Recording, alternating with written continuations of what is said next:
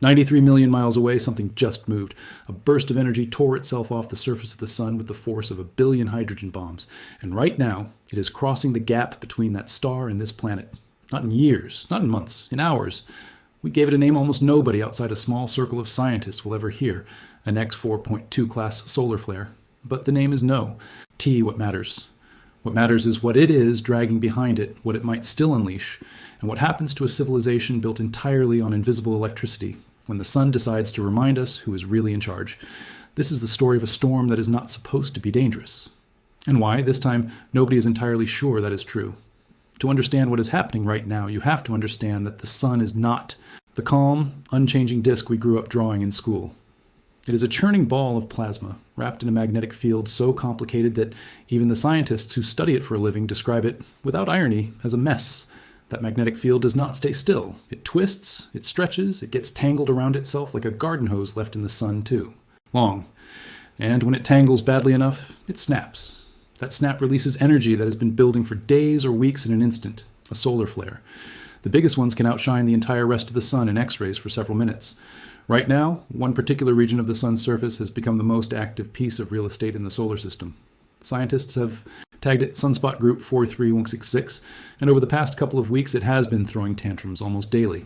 An X1 flare, then an X1.8, an X2.8, an X1.6, and now the big one, an X4.2, rated Earth-directed, meaning it did not just happen to point at us, it happened while that patch of the sun's surface was aimed almost squarely at our planet. On the flare classification scale, letters matter as much as numbers. C-class flares are minor, barely worth a headline. M-class flares are moderate, capable of some radio disruption. X-class flares are the big leagues, the ones capable of reaching Earth's upper atmosphere and briefly scrambling high-frequency radio communication on the sunlit side of the planet. Each whole letter represents roughly 10 times the energy of the one below it. An X-class flare is not just bigger than an M-class flare. It is an order of magnitude bigger. And this region has now produced 5 X-class flares in a matter of weeks, on top of dozens of strong M-class flares. That is not a quiet sun. That is a sun in one of its most turbulent moods in years. Here is where the story gets strange, and where the real uncertainty begins. Normally, a solar flare of this size comes bundled with something far more physically dangerous, a coronal mass ejection, or CME, an enormous bubble of magnetized plasma, billions of tons of solar material, hurled outward into space at speeds that can exceed 1 million miles an hour. If the flare is the flash of a gunshot, the CME is the bullet. The flash arrives in about 8 minutes, the time it takes light to cross from the sun to the Earth. The bullet takes anywhere from 1 to 4 days, but this X4.2 flare, like nearly every major flare this Sunspot Group has produced, did not launch a clearly Earth-directed CME. The plasma erupted and then largely stayed put. Scientists studying the region believe this is because the magnetic field above the sunspot is unusually strong enough to act like a lid, holding most of the ejected material down rather than letting it escape into space. Flare after flare, the pressure builds, and flare after flare, the lid mostly holds. Mostly. One eruption from the same active region, an enormous X8.1 flare, among the strongest recorded this cycle, did manage to punch a coronal mass ejection-free. It was not a picture-perfect direct hit. The bulk of the material is angled somewhat off from Earth's center, but models from U.S. government space weather forecasters project it will begin brushing past Earth's magnetic field in the coming day, with the densest part of the plasma cloud arriving roughly a day after that. It is not moving especially fast, as these things go, somewhere in the neighborhood of 400 kilometers per second, modest by CME standards. Based on that speed and trajectory, the official forecast calls for a G1, or minor, geomagnetic storm, the lowest rung on a 5-step scale that tops out at G5, the kind of planet-wide event associated with historic storms like the Carrington event of 1859, which set telegraph offices on fire and produced aurora as far south as the Caribbean. This is not that. Nobody serious is suggesting it is. But here is the twist that space weather forecasters keep coming back to. The official forecast is a snapshot based on the data available right now. And the data available right now has a habit of being incomplete. Independent confirmation is starting to arrive from an unlikely source, a spacecraft called Solar Orbiter, currently stationed almost directly between the Sun and the Earth, but offset enough to the side that it can sample the incoming solar wind slightly before we DO. In the last day, Solar Orbiter detected a sharp shock.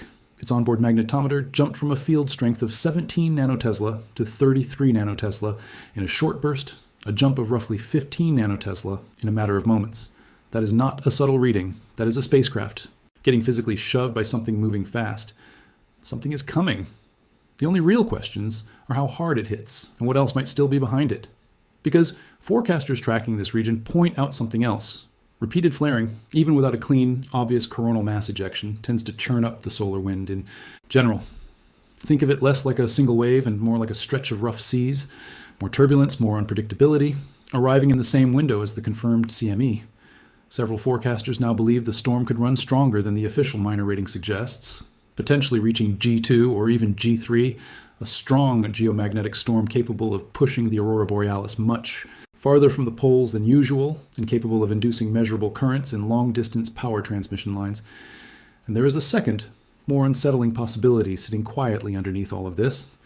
Remember that magnetic lid, the one that has been holding most of this active region's eruptions in check. It is still there. Sunspot group 4366 has continued to grow physically larger, even as its internal magnetic complexity has eased slightly.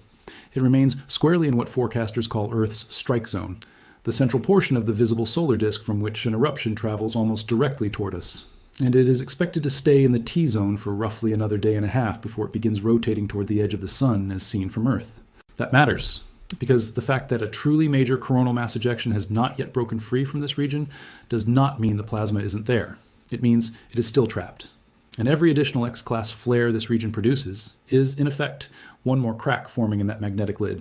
If that containment fails cleanly while the active region is still facing Earth, something forecasters say remains entirely possible in the coming 12 to 24 hours, the result would not be a minor storm. It would be a genuinely major eruption aimed directly at us, arriving on top of a solar wind environment that is already stirred up in a planet that has not yet finished absorbing the first wave. Nobody is forecasting a Carrington-level catastrophe. That kind of event remains, thankfully, rare, something that has happened perhaps once or twice in recorded history. But the gap between minor storm, pretty lights, no real consequences, and strong storm, real infrastructure stress is exactly the gap this event is sitting in right now. And that gap is precisely why space weather forecasters, usually a fairly understated group of scientists, are watching this one more closely than they have watched anything in months. So what does a geomagnetic storm actually do once it arrives?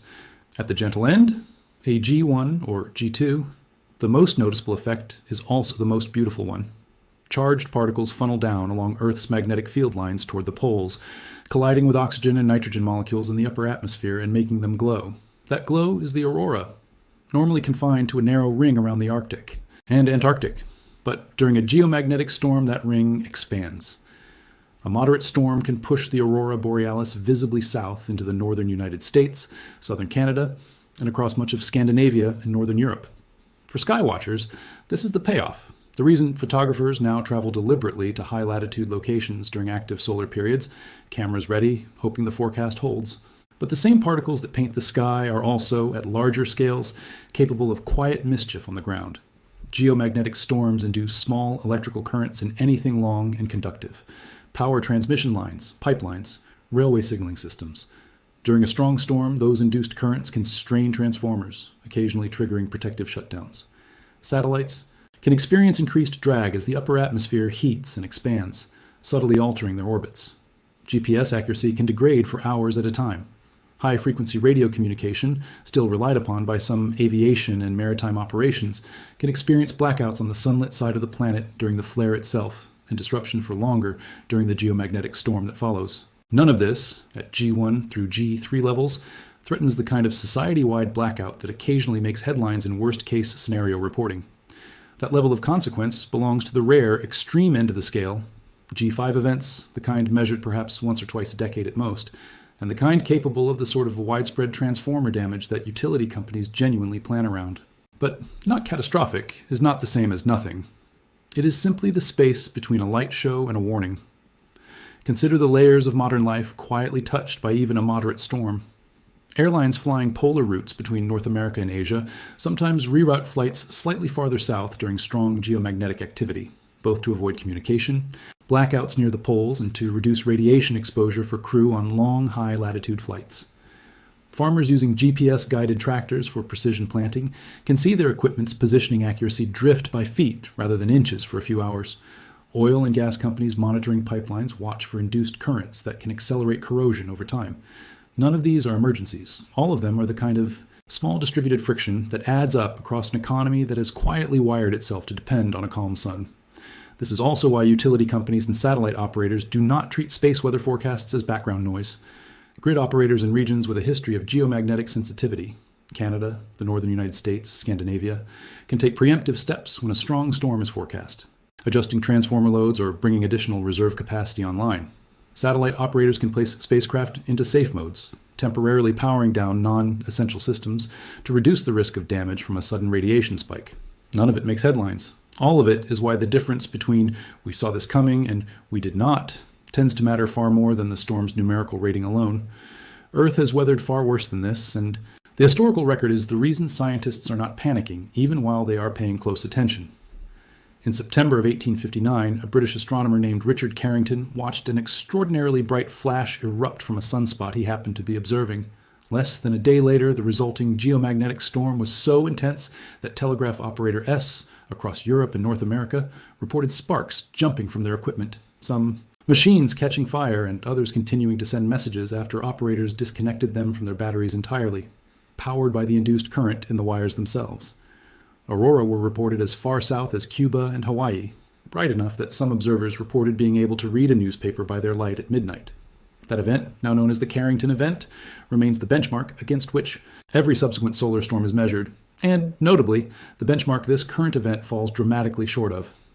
More recently, in March of 1989, a strong geomagnetic storm induced currents in Quebec's power grid severe enough to trip protective relays and black out the entire province for roughly 9 hours, affecting millions of people in the middle of a Canadian winter.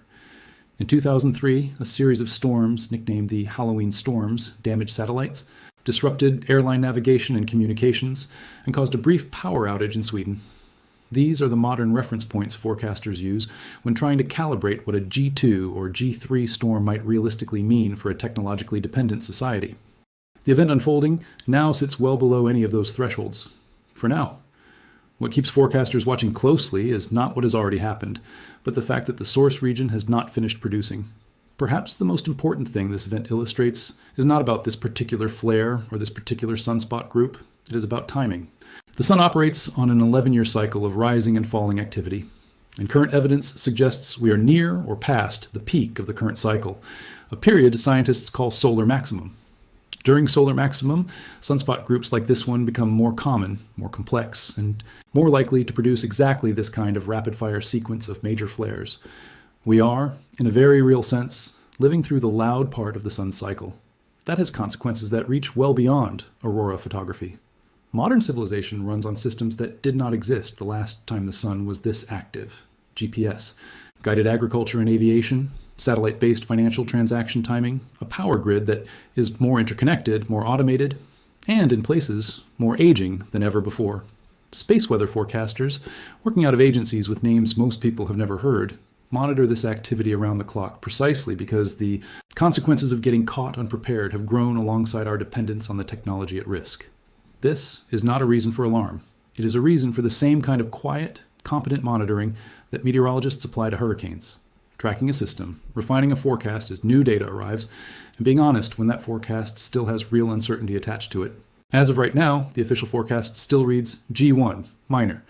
The confirmed coronal mass ejection is still projected to arrive within the coming day, with the densest plasma following roughly a day after that. Skywatchers across northern Europe and North America are being told to expect a good, possibly a very good, night for aurora. But underneath that modest official number sits a more complicated picture. An active region that keeps producing major flares without fully releasing its pent-up energy. Independent spacecraft data showing a real shock already in transit, and a strike zone that remains pointed almost directly at us for at least another day. Somewhere above us, tonight, that story is still being written. Not by us, but by a star 93 million miles away that has just reminded an entire planet how small the gap really is between a quiet sky and a storm. We will be watching. So should you.